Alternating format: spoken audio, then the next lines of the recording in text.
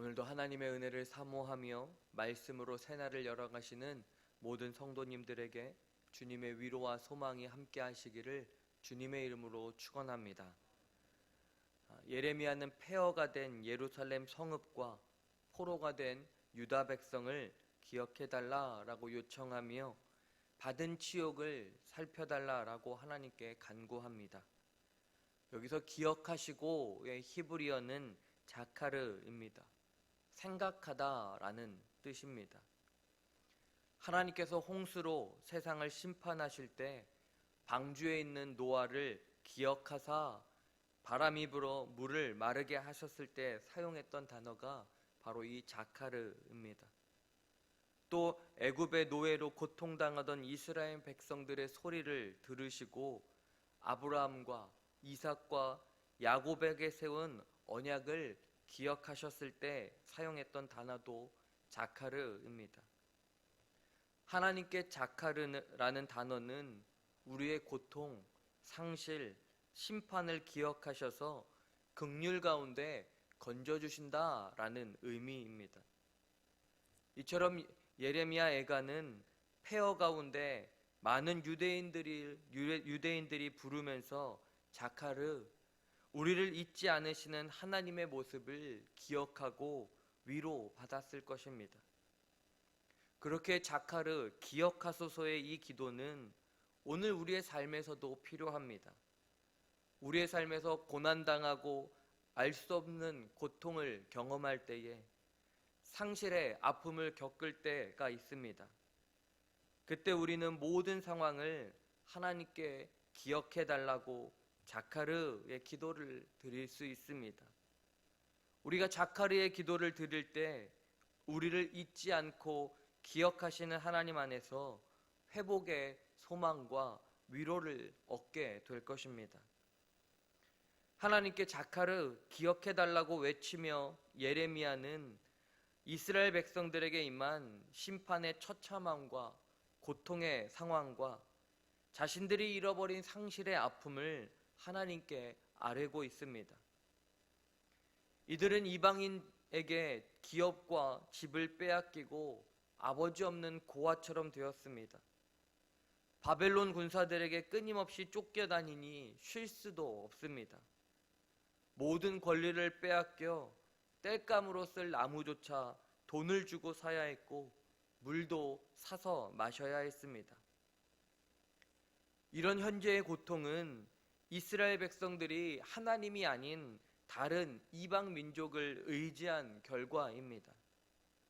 그로 인해 그들의 조상들이 심판을 당하여 없어졌고 그 자손들까지 죄악을 담당하고 있습니다. 여기서 담당하고 있다는 것은 무거운 짐이 되었다는 의미입니다. 조상들의 범죄함으로 인해 자손들에게 무거운 짐과 같은 심판의 결과가 영향을 주게 되었다는 것입니다. 마치 부모가 방탕한 삶의 결과 빚이 되어 자녀들에게 그 빚이 이어지듯이 하나님 앞에 범죄했던 조상들의 죄값이 현재를 살아가는 그 자손들에게 부담이 된 것입니다. 이것이 부모의 죄로 인해 자식이 심판당한다라는 의미는 절대 아닙니다. 부모가 행한 죄가 그 죄로 인해 나타난 결과들이 자녀들의 삶에 영향을 주었다는 것입니다. 즉 오늘 우리의 선택의 결과는 우리 뒤를 따라오는 자들, 즉 자녀들에게 어쩔 수 없이 영향을 주게 됩니다. 우리가 영향을 줄 것인가, 영향을 주지 않을 것인가를 우리가 선택할 수는 없습니다. 영향력이 큰가, 작은가의 차이가 존재할 뿐이지 모두가 누군가에게 영향을 주고 있기 때문입니다. 그렇다면 우리는 선한 영향력을 끼칠 것인가, 악한 영향력을 끼칠 것인가를 선택해야 합니다. 우리가 불순종과 죄악의 길이 아닌 진리와 생명의 길을 걸어갈 때에 우리의 자녀들, 다음 세대들이 무거운 짐이 되는 삶이 아니라 하나님의 은혜를 선물로 누리는 삶이 될 것입니다. 간절히 소망하기는 하나님의 뜻 안에 이루어지는 저와 여러분의 선택을 통해 우리 자녀들에게 하나님의 은혜를 흘려보내는 저와 여러분의 삶이 되기를 간절히 기도합니다.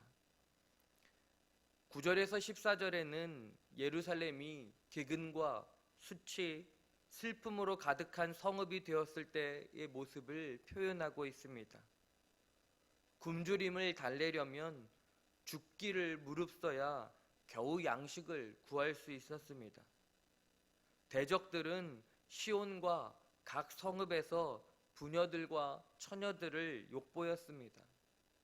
지도자들은 백성들에게 존경받지 못했고 청년들은 노예처럼 맷돌을 돌려야 했고 어린아이들은 나무를 치다가 엎드려졌습니다. 노인들은 성문에 앉아 재판을 행할 권위를 잃어버렸고 바벨론 관료들의 불의한 판결을 그대로 따라야만 했습니다. 여러분, 가정을 가꾸며 사는 것, 지도자들이 존중받으며 그 직분을 수행하는 것, 젊은이들이 일터에서 일하는 것, 극히 지극히 평범한 일들입니다. 이를 통해 행복과 만족, 기쁨을 누릴 수 있습니다. 이를 감안하면 이 본문의 표현은 이스라엘의 어떤 기쁨도 행복도 찾을 수 없는 현실이 남녀노소를 막론하고 모두에게 일어나고 있음을 알게 합니다. 무엇을 말하는 것입니까? 이스라엘 백성들이 일상의 삶 속에서 거룩한 삶을 살지 않고 죄악으로 자신들의 삶을 더럽혔기 때문에 극히 기본적인 인간의 존엄성조차 박탈당한 비참한 삶을 살게 되었다는 것입니다. 이 말씀을 듣는 우리에게는 일상의 삶에서 하나님의 복을 깨닫고 하나님과 동행하며 하나님의 뜻에 맞게 살아가는 것이 얼마나 중요한지를 들려주고 있습니다. 사랑하는 여러분, 사람들이 잊기 쉬운 것, 사람들이 소홀하게 생각하기 쉬운 것은 바로 오늘 나에게 주어진 일상의 삶이며 일상에서 누리는 하나님의 은혜입니다. 하나님의 은혜는 기적과 은사 등의 특별한 일을 통해서만 체험되는 것이 아닙니다. 그보다 더 크고 복된 은혜는 바로 우리가 호흡하고 땀 흘리며 생활하는 일상의 삶의 자리에서 발견할 수 있습니다. 이 사실을 우리는 마음 깊이 새기고 절대 잊어서는 안 됩니다. 간절히 바라기는 우리가 하나님께 긍휼로 자카르 기억해달라는 기도의 삶이 되어 우리 일상의 삶의 자리에서 도우시는 하나님의 은혜로 살아가는 저와 여러분의 삶이 되기를 간절히 기도합니다.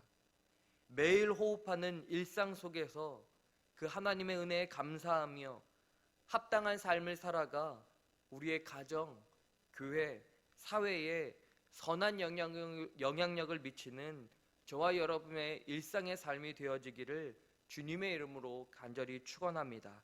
기도하시겠습니다.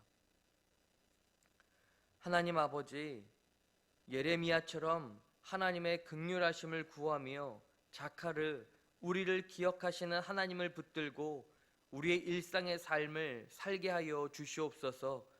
일상에서 잊기 쉬운 하루하루의 감사와 은혜를 잊지 않게 하여 주시고 오늘 우리에게 주어진 삶에서 하나님의 말씀대로 살아나가 세상에 하나님의 선한 영향력을 미치는 우리의 일상의 삶이 될 수 있도록 인도하여 주시옵소서. 일상에서 일어나는 여러 가지 문제들로 신음하는 성도들의 삶을 기억하여 주시고 다른 것보다 하나님을 의지하여 하나님의 뜻을 먼저 구하는 자들이 되게 하여 주시옵소서. 육신의 연약함으로 마음마저도 흔들리지 않도록 성령께서 굳건하게 붙들어 주시고 치유와 회복의 은혜를 내려 주시옵소서. 1000번째 예물을 드립니다. 맡겨주신 복음의 사명을 교회를 통하여 이 지역에 담대하게 선포함으로 하나님 나라를 확장해가는 우리 홍남교회가 되게 하여 주시옵소서. 이제는 십자가의 능력으로 하나님과 막혔던 담을 헐어주신 예수 그리스도의 은혜와 하나님을 기억하며 간구할 때 우리를 기억해 주시는 하나님의 사랑하심과 맡겨진 일상의 하루에서 그리스도인의 합당한 삶을 살아가 세상의 소금과 빛이 되도록 도우시는 성령님의 인도하심이 모든 성도들 머리 위에 이제로부터 영원까지 함께 하시기를 간절히 축원하옵나이다. 아멘.